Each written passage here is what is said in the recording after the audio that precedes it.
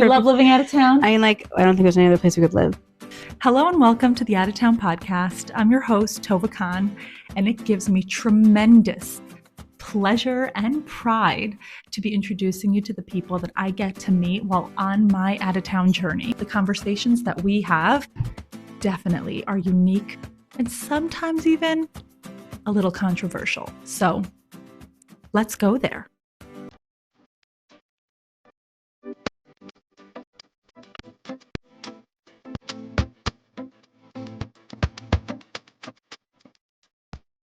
Miriam Segura-Harrison is not only a lovely friend and a wonderful doctor, but she is a lesson in planting roots in the direction that you feel you're needed and you want to be, no matter what stage of life you're in.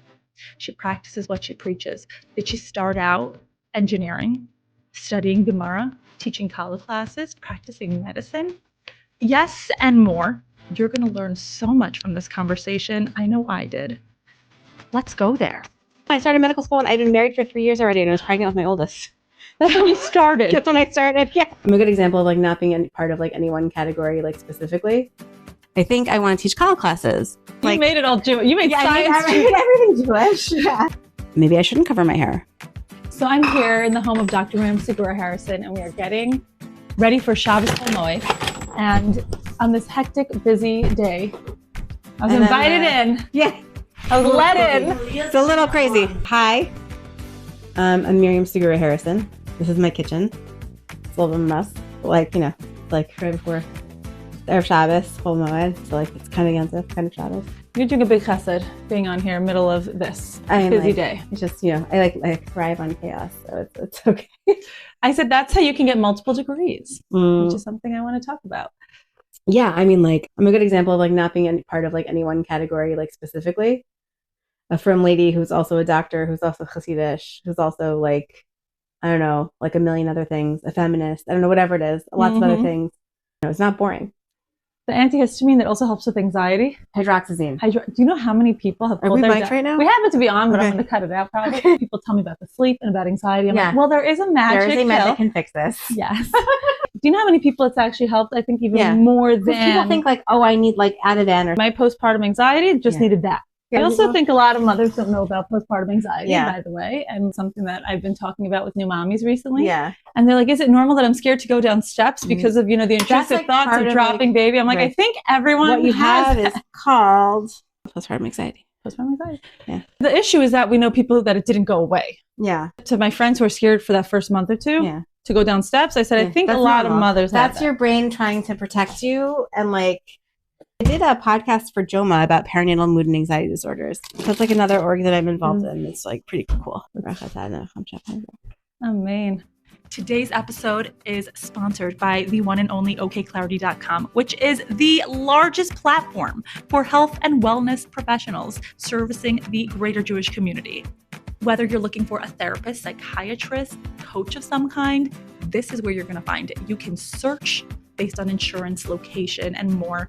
There are videos from the professionals themselves so that you can watch and see who you're reaching out to and match with the perfect fit. This is the resource that I recommend on a constant basis to friends and family seeking any kind of health or wellness support. If you are a professional, this is the place for the Jewish community to find you. So make sure that you're listed on this website ASAP. I love partnering with okclarity.com so much because it is a platform that I believe in so much. So take advantage, make use of it, and get the support that you truly deserve. But you grew up from, which is something you kind of sometimes have to tell people, which is fascinating. What is it that people make you have to explain that? If you're an Orthodox woman with an advanced degree, people want to know if you got your degree during a time when you weren't in your life when you weren't from. Right. Interesting. Right? So there's this assumption that it's there's something unusual about you if you have an advanced degree. That is and you're a frum woman. Let's go back. Okay, please tell me about yourself. Where did you start out? I grew up in Los Angeles. I grew up Sephardi. So my parents are Sephardi. I went to a Sephardic elementary school actually for a bunch of years. So that's kind of my early chinuch. So a lot of if I'm davening, in my head, the nusach is kind of Sephardi. There's a lot more correlation between Sephardi and chassidishe than a lot of other things. I think that's why it works, honestly, because there's already sort of the appreciation for the mystical dimensions of Torah is like already kind of baked in. And the serving with this element of joy and spiritual depth that you don't always get from other. Yeah, I think also like not being afraid of secular studies. Yeah. That's like very Sephardi. Even Sephardi? Yeah. Because I don't know too many people. So I think there's a difference maybe between women. I don't know enough women who do secular studies. I think it's like a sociological thing as opposed to like an ideological thing. Okay. Right. So like the Rambam, for example, like as a doctor. By the way, he has like tremendously interesting things to say about like being a doctor and like burnout. Oh, really? And like, yeah. And like, he's like, I had to commute from Cairo to Fastad and back. And I get home and everyone has their shilas and their doctor questions for me. And I'm like, I can relate. You can relate. How many? Yeah, we're going to have to get to how many times you get knocks on the door. Not that often, actually. I think people really try to respect my privacy. Oh, really? Yeah. So I know we've knocked on the door. I mean, like, yeah. I mean, like, I think like, it's good to like have a doctor in the neighborhood. Yeah, but it's also not as, it's not as full a neighborhood, if we're being honest. It's true. It's just not like it's Lakewood, right? So I'm just going to count cups. 4. I think this is also like a Sephardi thing is I don't like sweet challah. Makes their own hamotzi bread, like just water flour kind of thing. Yeah. And then they have their sweet challah. Yeah. Oh, I went to like this like modern Orthodox-ish, centrist-ish high school. And then I was supposed to go to Dar Chabina for seminary, but it was like the second intifada. My parents were like freaked out. And then like they'll go after Sukkot. And then like between like when school ended and Sukkot, it was 9/11. And so they were like definitely not letting me go. That was your seminary year. That was my seminary year. I was at UCLA. I lived at home. I had like a lot of chavrusas. I was like learning a lot. I was like very serious. Like I got actually very seriously into like high level women's Torah learning type stuff. Mm-hmm. And part of that was like did like a bunch of like academic Jewish studies type classes there. Like I majored in biology. UCLA. Yeah. Wow. And I did a lot of like academic Jewish studies type classes there. And I also learned a lot with like the JLI couple who was there at the time. And I got into learning Gemara. You got into learning Gemara? I got into learning Gemara. And it started from Midrash. Midrash is like the gateway drug. Wow. So I started learning Gemara. And since I hadn't actually gone to a year in seminary, decided that I wanted to spend some like serious time after undergrad learning. So I applied to and I got into the GPATS. What's the GPATS? So GPATS is a program at YU, the Graduate Program for Women in Advanced Talmudic Studies. And the acronym GPATS, I came up with that. Oh, like, really? It's been used for like 20 years. Nobody knows. So I came up with it. It was like the 5th year of the program. I started that. I finished college in like 3.25 years because I had a lot of AP credits and like I took classes in the summer and stuff. In retrospect, I don't really know why I was like in such a hurry. Other than like, in a hurry. We want our lives to start. Yeah. And like I was like, am I going to be? And I did a lot of research and science, and I was like, I'm going to be a scientist. So you didn't start off knowing you wanted to be. I didn't start out knowing I wanted to be a doctor at all. It happens to be at UCLA that like all of the pre-med curriculum is in the biology major. So like if you major in biology, you're like by default doing the pre-med curriculum. Oh, really? And I did well. But I was also like doing a lot of research, and I also like wrote a paper about like ecological theory and like chassidishe and like Adam 1, Adam 2, like all of these. You made it all Jewish. You made science. I made everything Jewish. Yeah. Which I don't know how much was. And I also was doing like the academic Jewish studies stuff too. Like I took like a graduate midrash seminar, got into the GPATs. Wow. And then I was about to move to New York, and it was right around Erev Rosh Hashanah, Tafshin Samachay, 20 years ago. I ended up finding my husband's blog. He had like an article about like piyotim or something. And I was like commenting about like my favorite Sephardi piyot. Like everyone was like commenting about like their favorite piyotim. And I was like commenting on like my favorite piyot, which was a Sephardi piyot. And I don't know. I don't think there were like so many women in like the online blog world at that time. There were not. No. And so my husband, messaged me, and like we started talking online and became friends. Right? Didn't like know each other, but like I was about to move to New York, so we were like obviously going to meet. And like I was starting the GPATs, and we started hanging out. Then we were like dating for a while. We like decided like, we wanted to get married, but like Josh was like 19. Oh, really? Yeah. Like, how old were you? I was 21. Wow. Spitz YU-ish type people. Only like Josh also was like, he went to Neri Yisrael for high school, but like then he went to YU. So we were always like a little unusual in like a couple of different ways. But I was like, learning Gemara and like really into it. And then I was also like, it was Erevin that year. And then Hilchos Shabbos. So Gemara was Erevin and like Halacha was Hilchos Shabbos. And then the next year, Gemara was Ksuvas and Halacha was Hilchos Nida. I was also doing classes in Revel because they would pay for like a master's degree at Revel. So it's like more of the academic Jewish studies. I have not heard of any of these programs. So Revel is like the Bernard Revel Graduate School of Jewish Studies at YU. So you could like get a... This is all YU umbrella. It's all like in like the YU umbrella. Which makes a lot of sense to promote all the Jewish learning, as you said, feminist. Yeah. But also like these were the start of these programs. Right. But I was also like, by this point, was like getting a shickle burnt out on Gemara. There's all these like male voices. And you're like, where are the women? There's like 3 women in the Gemara. Really? There's a few more, but like really there's like Yalta, right? Reva's wife, and Reva's like wife. Okay. Bruria and the Mishnah, and like a couple, but they all sort of like have like these complicated stories. And like Bruria has like, they teach Bruria a lesson for like being so intellectual. There's a whole story, like, wow. And so I'm feeling sort of like disconnected from any kind of like authentic experience about this, but I was also very into the biology of it, right? Because I was into biology, and like learning like Hilchos Nida like in depth was like very interesting to me. Do you want me to add flour, by the way? I think we're gonna need to add flour. I can be helpful. I'm so excited. It's really funny because it's the Masechta that my son is learning right now in 9th grade. I was listening to him like learn it with his chavrusa, and I was like, Taka, he like gets it. He's like really good at it. And I was like, and I know because I learned. Got a Gemara cup like his mama. I was like, I wasn't so great at it. But... You hear so many people say things like women should not be learning Gemara. Which is like... Okay, so this is the caveat, right? So I got really burnt out on it, and I felt like a little bit resentful, and I was feeling a little bit angry. And then like when I started learning Hilchos Nida, there was this whole other level to it that like women have been keeping the mitzvah of mikvah for like ever, right? Yeah. You know, like since the beginning of the Torah. And, or before that, if you like go by the Midrash, right? Really? That, Sari Menu, like the clouds are the clouds of purity, like around her tent, right? So there's like all of this like very like woman-centric ritual practice thing that was mikvah. And around this time is when we got engaged and married, and I was taking Kallah classes, and I was like, you know what? I think I want to teach Kallah classes because I had all this like advanced Hilchos Nida knowledge, right? And so many people want to know the whys, and you probably had a lot of those answers. Yeah, and I also like that was like the best like market for like people who want like serious Kallah classes with like nuanced discussion. I had a couple of like very lovely couples. It was my first couple of couples that I taught. So you did it. Yeah, I did it. Yeah, I did it for a bunch of years actually. I stopped teaching Kallah like 6 years ago.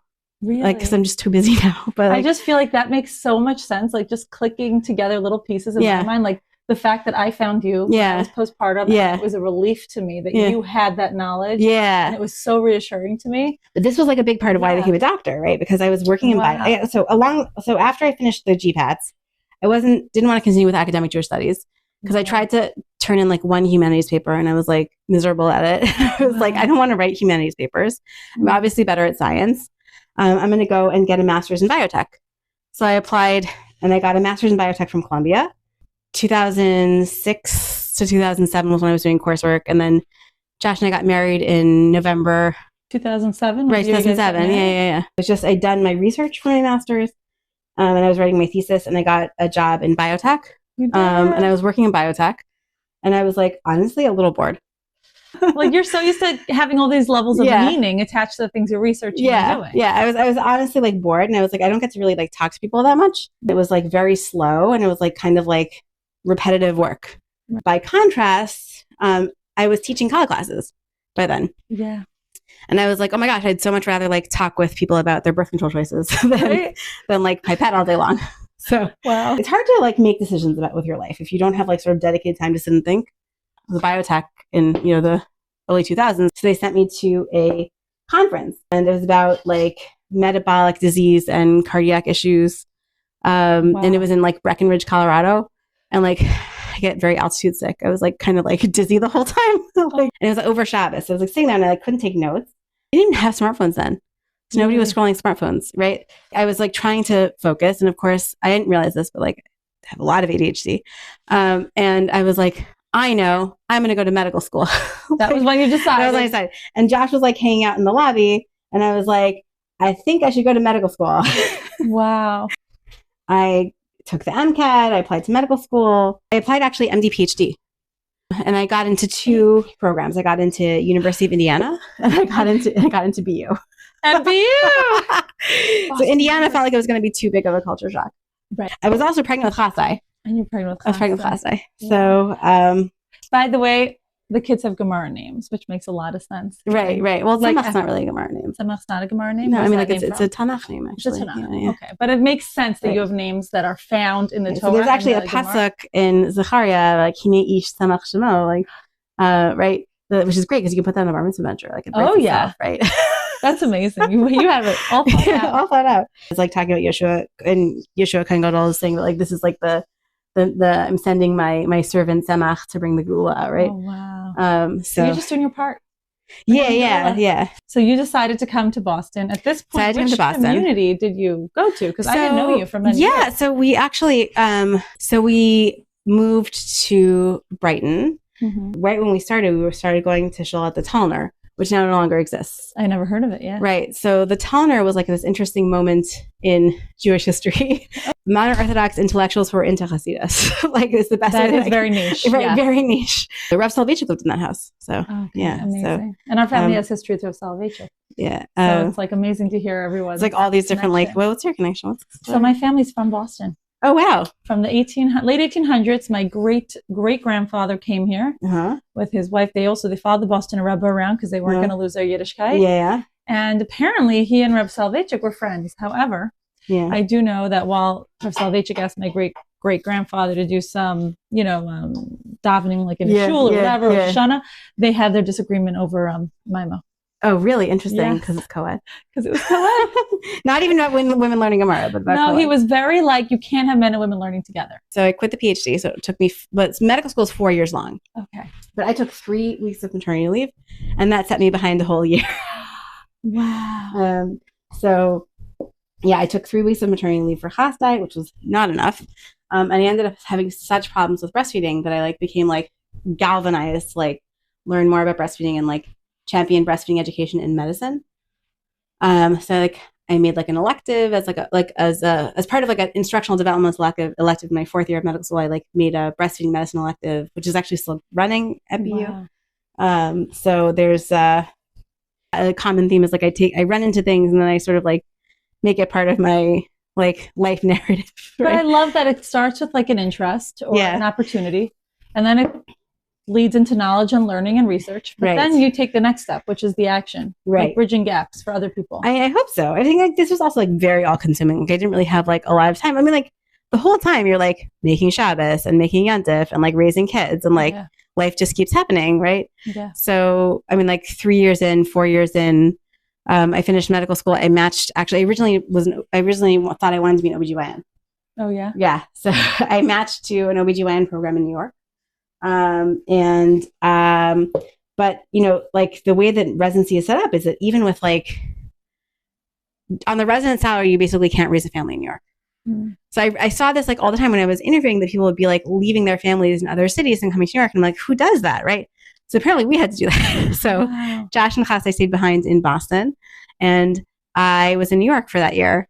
And Boston's expensive too. Boston's expensive too, but it was easier to have 2 people with salaries than 1 person with a salary, even transiently. So you went back and forth to New York. So they went back and forth. I stayed there and I worked 80 hours a week. So, oh my gosh, it was actually not a great fit for me. It happened to be that program. Mm-hmm. So, and I don't know about the specialty. I still I love doing obstetrics. I still do obstetrics, and I did a tremendous amount of volume and learning and things there. But surgical training is not always the kindest kind of experience. And so I ended up having to change directions. I was actually really interested in primary care. I'm really interested in breastfeeding and really interested in taking care of babies. So family medicine with OB was a natural transition. And I took a gap year, and I came back to Boston, and I reapplied, and I matched to Brown. And so we lived in Boston for another year, and there was this other year where you have time to think, right? And so Chas, I actually went to New England Hebrew Academy that year. And that was the year they got into Chassidus. That was the year you sent your kid to school. That's what happened. Put your kid in the Rebbe's Mossad, that's what happens. Wow. So that's when I got started getting into Chassidus. But my husband had been into Chassidus all along. He was he had a chavrusa in Zohar back when we lived in the Heights. He had been into Chassidus all along.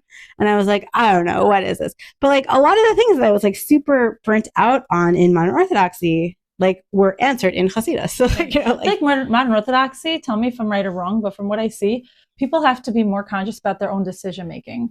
because like I feel like in other, different from communities, like you have a Rav, you have a Rav very heavily leaning on, but also you can tell what what choices to make based on how the society around you is practicing. Right. And I feel like in modern Orthodoxy, it's beautiful. People think a lot, they learn a lot. Yeah. But sometimes the direction is a little bit like like you don't really have a direction always. Yeah, like there's a lot of variation.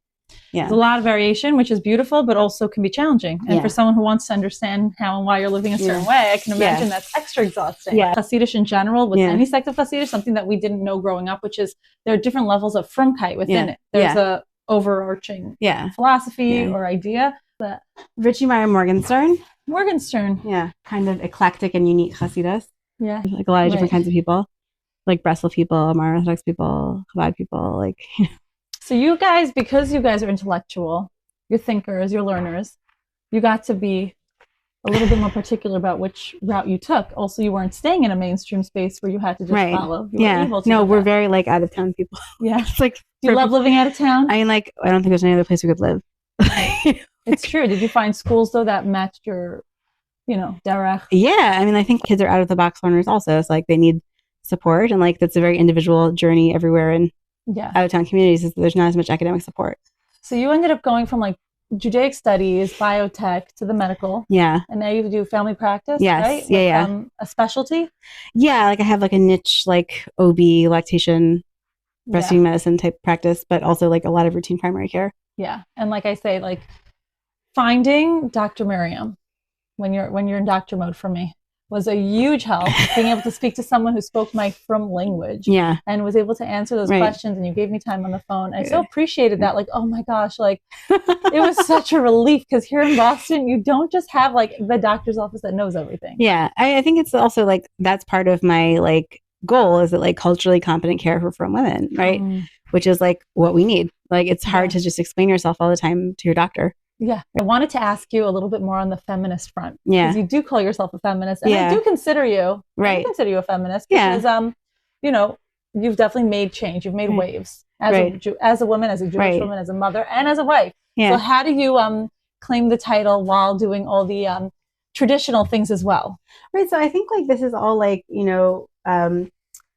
I think that like, this is actually sort of a lot of things that are appealing to me about Chabad, is that like women are out there doing the things. Yes. Right. And the Rebbe was like very into this, that like women need to be represented and seen in the greater world. Right. And their unique contributions need to be recognized. And also like the Rebbe was pro women learning Gemara. Really? Right. Yeah. So this is like little known fact. I didn't know that. But he felt that it was appropriate for women to learn Gemara because this is like, it's chassidishe, like this is like the time that like everybody's going to learn things. It's relevant to everybody. Right. Like this is like very, very important. That was just basically like for a certain time, it wasn't meant to be the main focus, like, but now that women are like, getting PhDs, and like, why should their like Torah learning not match that? Right. Like I love that though. I love that because it's so, you wouldn't expect to hear that. Right. The Rav and the Rebbe were like very aligned in like a couple of different ways, and like Rav Soloveitchik and the Rebbe, not Richie Meyer. I don't know. I'm talking about the seventh Lubavitcher Rebbe. The seventh Lubavitcher Rebbe. If you're deliberately excluding women from access to Torah learning, like that's profoundly off-putting to women who are intellectually curious. Oh yeah. Right. No, you need to have different sects of Yiddishkeit. I definitely think that I always think of it this way, like, the Shvatim going through like the stuff, like we had different tribes. Yeah. And it was so apparent even when they were escaping, like, they went with their tribe. Yeah. And I think it's such an important concept that I carry with me, which is that we are meant to serve Hashem in different ways. So like there are people who are very happy in communities that that's not it's not what they're doing. Exactly. Because it's not like aligned with their role and how they view their self-concept and how they view themselves. And I feel like if you're like the only way that you can have sort of like intellectual engagement or satisfaction is outside of Yiddishkeit, like what? Like there's a strong pull away from Yiddishkeit. Like why not stay more engaged, in a place that will cater to, your curiosity, as you said. But it's not just curiosity. It's also like that this is something that if you care about it deeply, you want to be engaged with it deeply. I know that also being just Jewish right now, openly It's Jewish. a rough time. It's a rough time. It's a rough time. And how do you deal with that? I don't know. I just like keep being Jewish.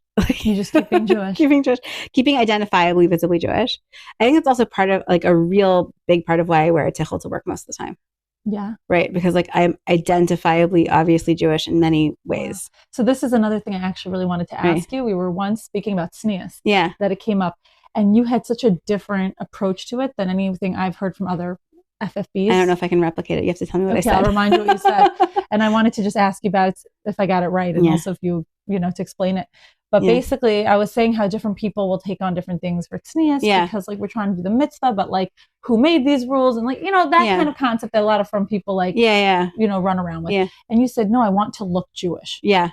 And like shortstop. Yeah. I had never heard that concept, and maybe like that's something that people are missing. Like women are the part of Judaism that actually don't usually look identifiably Jewish. You don't usually look identifiably Jewish. Which is interesting. Yeah. Every other cultural religion that has something, the women are apparently that thing. Right. So I feel like that's like actually it's a huge part of tznius for me. Yeah. Right. Is that like I'm going out into the world and I'm being like identifiably Jewish at every stage.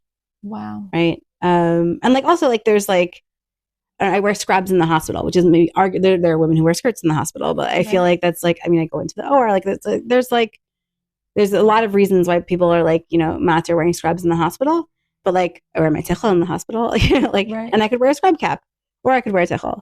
But it also takes away a lot of the stress, some of the stress, like the religious, like OCD stress. Yeah. I don't want to like give that name to everybody, but like, the idea that like it's about inches, right? Yeah, I feel like you're also you're kind of like relaxing that part. I mean, I don't think I'm relaxed. I feel like I also sort of like ponder over like, is this neckline kosher? Like we all do. Yeah, like I feel like, is this like an appropriate neckline? Is this too tight? Like I feel like we had this discussion like before we went on the camera. Like I went and go switch. Oh, that's true. That's true. No, we do. We all have our like identity. Like, with tznius. Right. We all do. Yeah. But I think that like when you can say like it's appropriate for me to wear scrubs in a hospital, which everyone would say is appropriate. I think also when we were talking about this conversation, I was talking about how I was like really on the fence about starting to wear tights. Oh yeah? Yeah. So like I think since that conversation I did start to wear tights. Oh, you did? How's that going? It's great. I feel really good about it. You feel good about it? Yeah. That's what matters. It's like positive for me. Like I feel, and also like at different points in my life I wore tights and didn't wear tights. Right. And it had more to do with like what was the ideological bent of where I was seeing myself, right? So like when I was like kind of like when I was going to go to Dar Chibina, like I wore tights, right? When I was like, I went to MMY for a summer, like that's when I was doing Gemara. And then I started wearing short socks with naot and like a long jean skirt. It was a look. I don't know what was the point that I started wearing sandals. I think it was the middle of college. Like when I was like, I'm unorthodox now, I can wear sandals. And like maybe aspirationally, I was going to think about wearing tights. There was a day in medical school that I didn't cover my hair. Really? Yeah. Because I was like feeling, it was postpartum. It's a rough time, right? Yeah. I was feeling incredibly visible, right? As a frum woman in a med school and the only mother in my class at that time. And the only parent actually.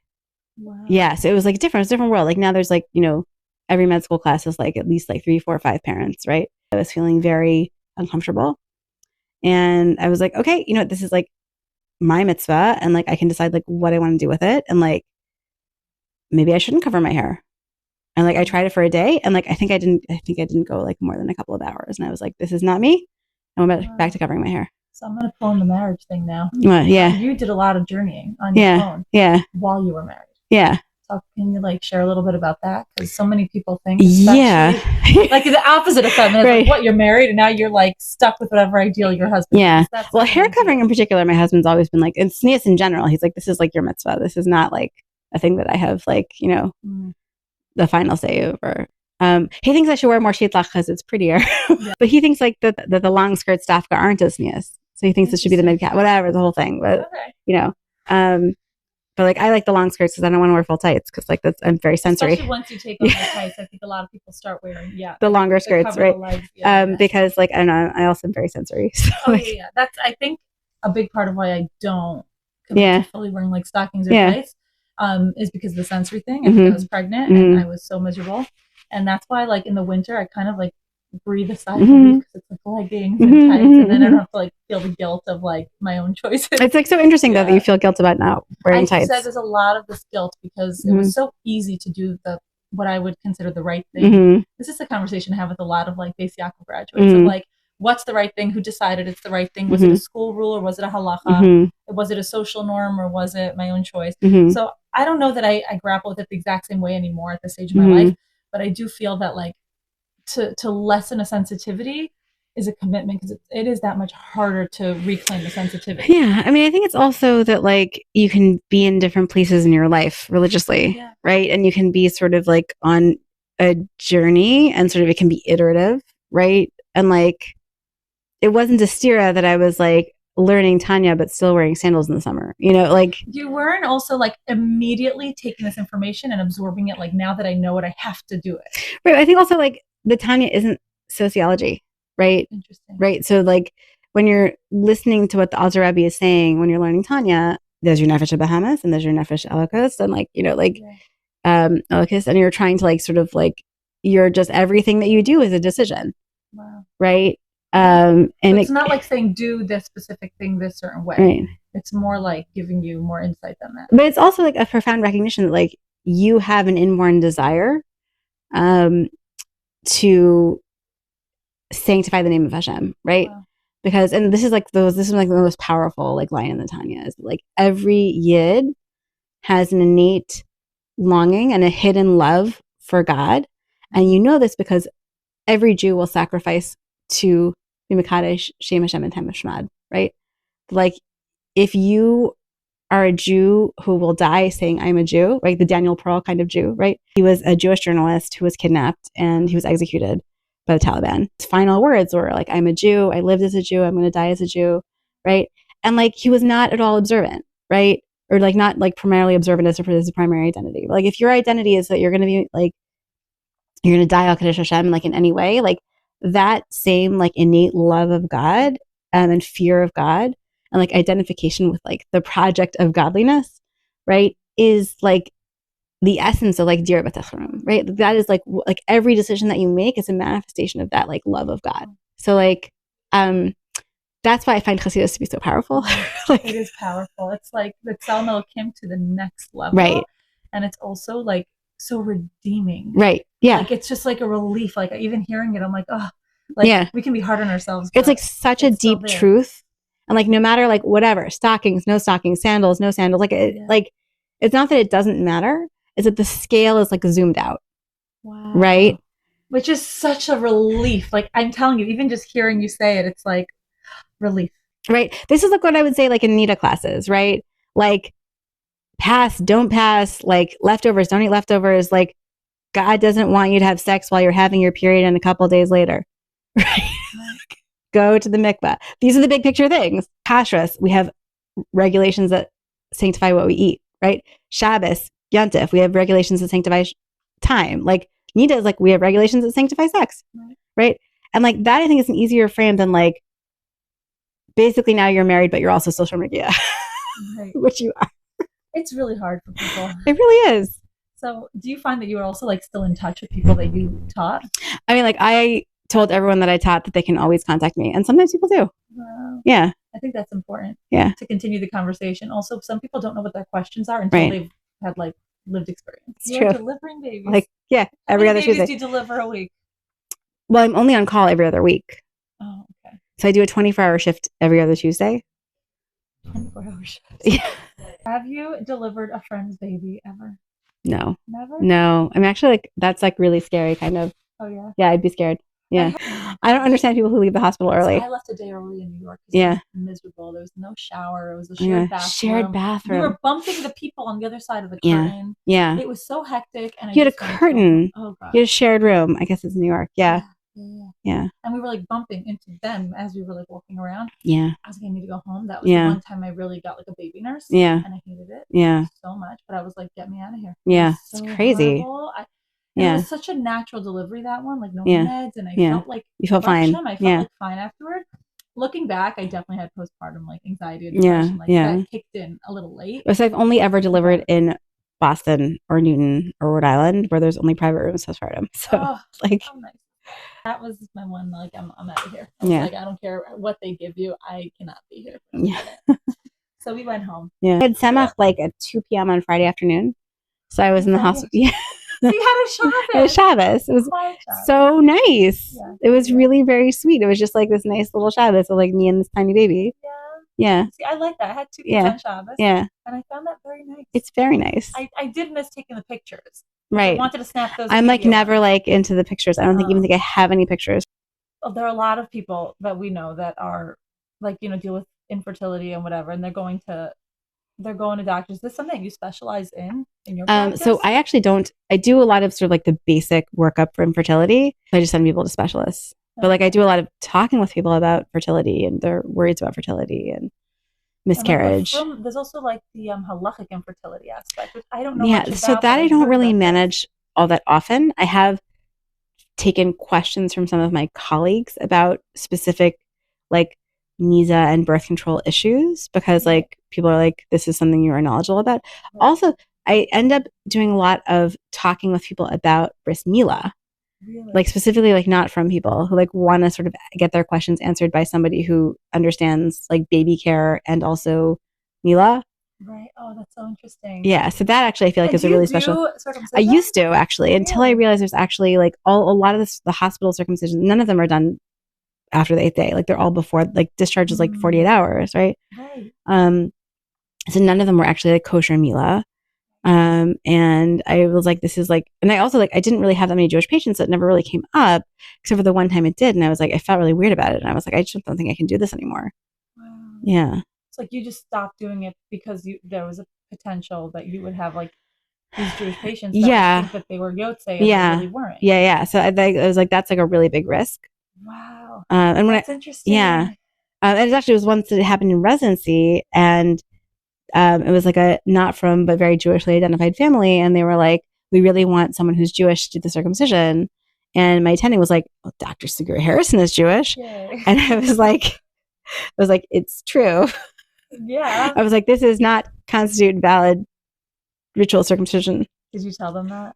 I'm sure that the way you just said it now sounds so professional. Like, they have the information they need. Yeah. Like, and so there's a lot of this in the medical field, though. No. Yeah. Where, like people ask for like they want some kind of care that we technically logically wouldn't abide by. Right. So I feel like in that case, it's a really difficult question. I think in residency, it's a little bit different because you are sort of obliged to do it unless it's really, really usher. There, people had different ways of sort of like people that they asked about like whether or not they should learn how to do tubules. Right? Which is like tubal ligations is a form of surgical sterilization. And so there are like halachically indicated cases for it. And so if you're going to be an OBGYN, it's like part of training, you learn how to do self-injectomies and tubal ligations. I did like a number of those when I was in my OBGYN training year. But I mean, like really, you are not destroying someone's ability to get pregnant. You're just making it very, very, very annoying and expensive. Right? It's like, oh, wow. That's like tube tying. Yeah. Okay. Or like now they just remove the tubes because the tubes can regrow if you tie them. Oh, interesting. Yeah. Make it even harder. Yeah. Like very explicitly not an OBGYN anymore, right? I do like primary care. And in the frum world as a doctor, do you feel like you're regarded to differently at all in any way? Like what way? Do people respect your opinion as a woman who's a doctor? Do you find that? I should tell you a really funny story. Yeah, please. So, this was when I was pregnant with Chia, and I was a resident, and we went to a Shabbos hotel in Tannersville. Oh, I know Tannersville. And a chassidish lady at like the coffee station Shabbos morning, and she was like, like I hear like the red milk is actually healthier than the blue milk, and I was like, actually like the data is really like saying like whole fat dairy may actually be healthier than low fat dairy, and like, oh, like, are you in health? And I'm like, I'm a doctor. And she's like, I didn't know doctors were into health. What? I think like there's like this perception that like the medical establishment is not into this idea of like healthiness, right? Like that's like for influencers and like nutrition or like vitamin, like like vitamins, nutrition, like that kind of thing, like diet, exercise. So and I was like, wow, like that's really interesting. Like I don't remember how the conversation ended. I was like, like we do a lot of things with like wellness, right? Because I think that's what she meant was like wellness, right? That's so strange. I would not, but have to come to that. Like, of course you are. Right. You're a doctor. Right. And like a lot of what I do is advise people on how to stay well. Yeah. Right. Okay. But we always have our bubbies that are like, okay, the doctors aren't going to tell you this, but take this vitamin and drink this. This. Well, a lot of, that is interesting. Were you surprised? Was I surprised by that conversation? Yeah. It definitely shaped the way I think about like what is my role as like an obviously frum woman in this community, other communities, like, you know, in other, like traveling between other communities. It's a conversation that I have a lot when we vacation. We like every summer we go like at least once to New Hampshire to there's like a Satmar vacation colony there. So I end up having this conversation with a lot of Satmar ladies. They're very into the health and wellness. Yeah. But I have like the most fascinating conversations with them because they all have opinions about their birth experiences and their experiences of taking their kids for pediatric care. But a lot of them are sort of like surprised that they managed to like raise kids and work and make Yontif and Shabbos, you know, like. Yeah, that's a real feminist. That's what I would say. I mean, like also like I'm tired a lot. I ended off and have you like share like an idea that's something that's an intersection of everything that you do that you would love to impart to other Jewish women, whether they're in the field or just, you know, interested. All right. So I think like there's like a couple of different things is that like that you can have like different directions in like both your religious and your professional trajectory, right? That you don't have to do the same thing all the time for your whole life, right? And this is actually something that I learned from my bubby, Elva Shalom, right? So my bubby like had like 4 different careers, right? So she taught, she's like a classroom teacher until she was like 65. She got a master's in teaching while she was like raising my mom and my uncles, and like, but after she retired from being a teacher, she like, you know, like 6 months later, she went and got another job being a master teacher. Like from like 65 to 85, she like taught like master's and PhD students in education. And she ended up supervising my former kindergarten Mora for her PhD. And then when she retired from that, then they wrote books together. And then she became an author. Okay. Yeah. So she's had like very different careers. So like when I was like, I don't know, 26 or something. And I was like, am I too old to apply to medical school? And she's like, no, like life is long. Like, go ahead and do it. Amen. The main point that I was trying to do is like, you can like evolve, like your religious journey is a journey, like call it a journey because you're not always in the same place. And your professional journey is also a journey. Like you're not always in the same place professionally, personally, religiously, spiritually. And like, I think it's like very important to be like open to whatever's happening next, you know? And I think it's like, it's a lot more real to be like, this is a dynamic process rather than like, this is what I'm doing right now forever. That's actually a very important message. It's not like most people that I meet are not one thing forever. Right. It's not a linear trajectory. You're not like, this is what I'm doing because this is what I've always done and it's never going to change. And it's like, we're always supposed to be like continually like renewing and rethinking and like re-examining and like growing, right? That's what growth is. So thank you so much. I'm gonna give you a thank you. A Kallah baking hug. Thank you so much for joining me. And thank you for letting me join you on one of the biggest days that you could possibly have. We made it happen and we got to hang out. So it's really great. Win.